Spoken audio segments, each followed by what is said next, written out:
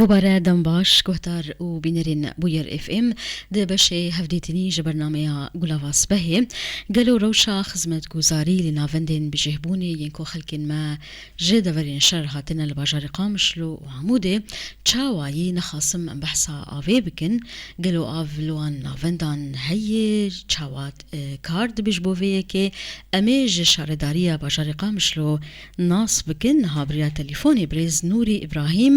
اندام اوفیسا جیب جیکار آشارتاریا گل آباجار قامشلو بریا تلیفونی بمرین ها دنباش ماموسته دنباش سرکاوه گل اکسپاس جبو تبلیبونات ماموسته تاکو امکاری و ناس بکن جبو روشا خدمت گزاری لناوندین بجهبونی کو خلکن ما نها لی دجین تایبت مجرى آوی لی دسبیکی که ام ناس بکن اگر سرجماریه کلبا و هبه نیزی چند ناوندین بجهبونی نها الباجار قامشلو هی سرکاوه سپاس خوش والله ناونده ما قامشلو نزی حشته و کشتک ناوندن يعني الباجار قامشلو مسئله خدمت گزاریه جی شخو مسئله آوه لگلک جیاج بر نه حاضر کرنا مثلا کستید يعني بيتري خو مثلا دبستان اول بصاري جا معابل وادقرين صاري جا آوه جين قهبن مثلا او بكار تاعني بس كيمن اجمارا بنطريا صاري جا معابل وادقرين بلي باش انها همو او ناوند جالية ام بيجن قهاندنا آوي جبوان برياتورين آوي همونا مخدمن بنسازياوي چاواي تمام او نابنداناش با هر دو سه روز اولی روزانه مثلا پشتر هجمارا خزانه آوي هجمارا خزانه زیده بی تيق باي باصور مخزان زيدا كرنان خزان عردي يعني جغين قلجور بي قريبان هن قلجور جي احتياجي بلي زيدا بو جبو قاف باش قراوات جبر هجمارا حرما بندك جي هجمار تر نقو هجمار كنتك جينا دا بلكيست يعني مالبات تر جينا حسب حجم مركزي كما ظن هنا يقول بروجي خزانها تبلاغ كرن هي صور بنسيب بير برا بالتكميل دقيقة خزاني كامل ما خزان زيادات كرن جبوجي أنا روش بوي طلب مثلا مجموعة من رقم بلاغ مونة ومتاور تهي كي جا مركز دخوازين تكميل بدن بشي هذا صار جوار عاملات باش بلي انها جارة سرکرنا بلزه مجارة کوام کاربن آوی بگهنن او هر عشته ناوند كيم زيدا بريا صهري جان نها هون هول نادن آلين دنجي جارة سربكن روشا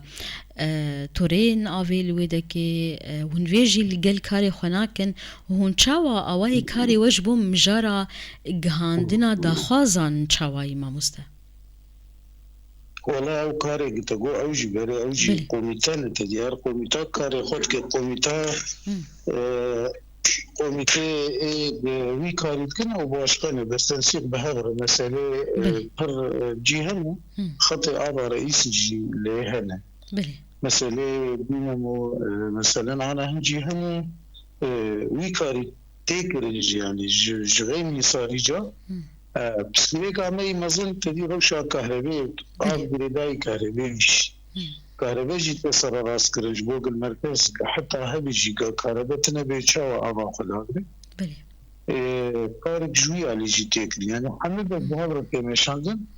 فقط بيتر اعتماد محلي حاضر ام جبوك بيع بنمين ام بريا صار جارب بل او كار كاريز مال اي كارو خبات جوي كيبر بلي ام بكارب حريك ذاتي كهرباء وخداغري او كارجيتك نها اف صهريجين كو دچن وانا فندان روجانه هون ويك دكن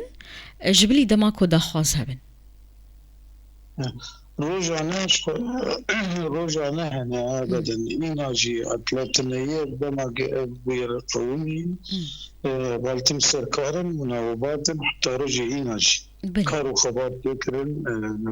باشا حتى جارنا قلت لهم تنقى حتى درنجي شبجي من يعني مثلا كير نكني بشبجي بفدرنجي من حتى بقارب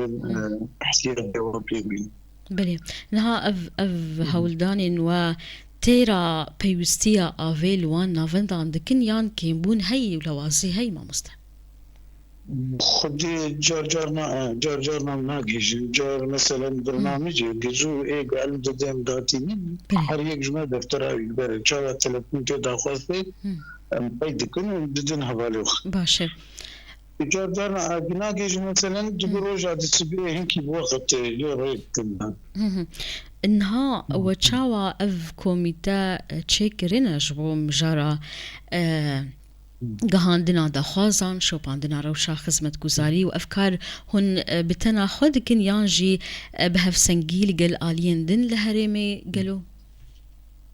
أنا أمك باجاري خامس شو كوميتينا المجلس عفرين هي بخوجي أنا نارم يعني كاري خونا أخوي آسر هكا شهرداري دوام ناكل مكتبك البدعي بكل مجلس دوام كل كلا دواء هنا من هذا مجلس عفرين هم مسألة تربية جو مسألة دبستانة أو هبالي ما اتصال مبار هي مصوري أكل دي هبالي مجلس عفرين رابطة وكشار داري بشي خدمة مزاري أزبوارة من كارو خبات في جلازم بش حمد بشارة تواصلها بهي وكار تيمش عندهم بفيرنجي بلي انها جبو روشا خدمة گزاری لوان نافندان جبر مثلا نتني آف مع مستا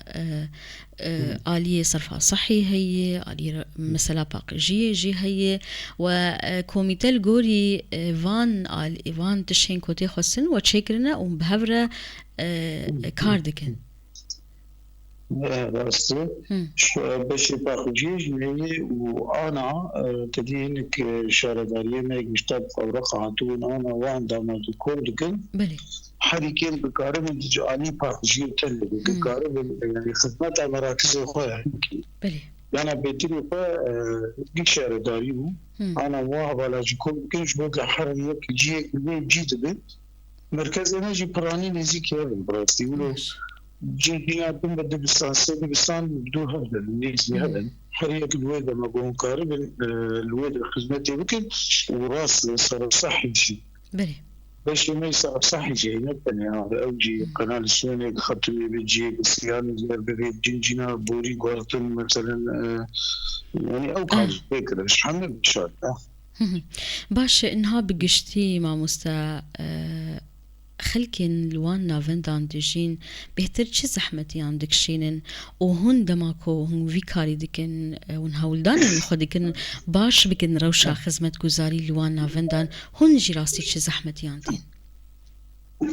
خدي أنجي نقول درست يدماغ دست نادي يعني هجمار فر بار جراني ونتني بشي خدمت گزاری يعني دنيا تشلي قوميتاك هي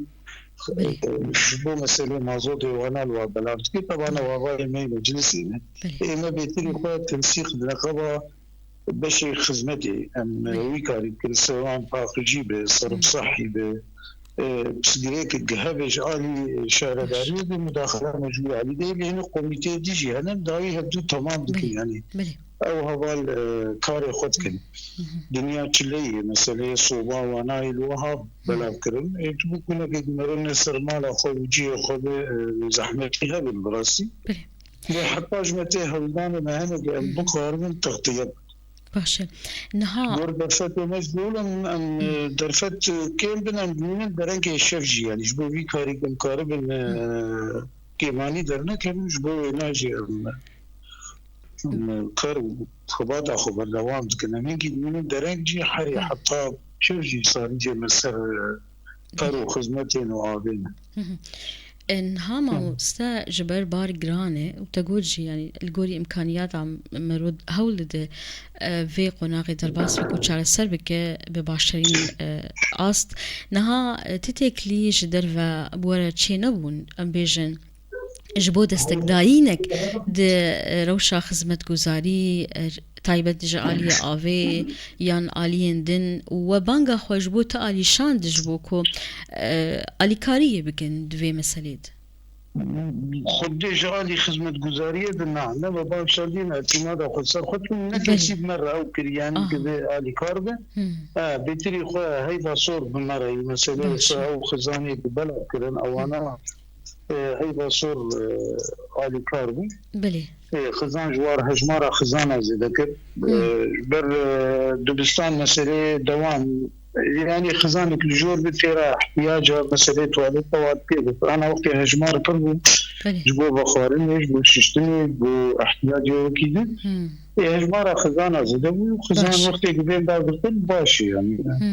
بله نها مامۆستا داویە بخواست تشکی بێژ یان خالك من نەپرسی کەرم بک سپاسیا وکیش کرشو دریا ورجی از دنگ بگی کسی که بخواست آلی کار بجنیش باید روی کریه بله ورو شکر مجبور به هبر درباس بکن چوار سر من نمیم حاضرن جاردی ملت نهی يعني ورش سر واداتی مجبور کار و خبات و خدمت حتی جنبه دوار بکش بله داویە بخواست تشکی بێژ مامۆستا فەرمو خود من جاد يعني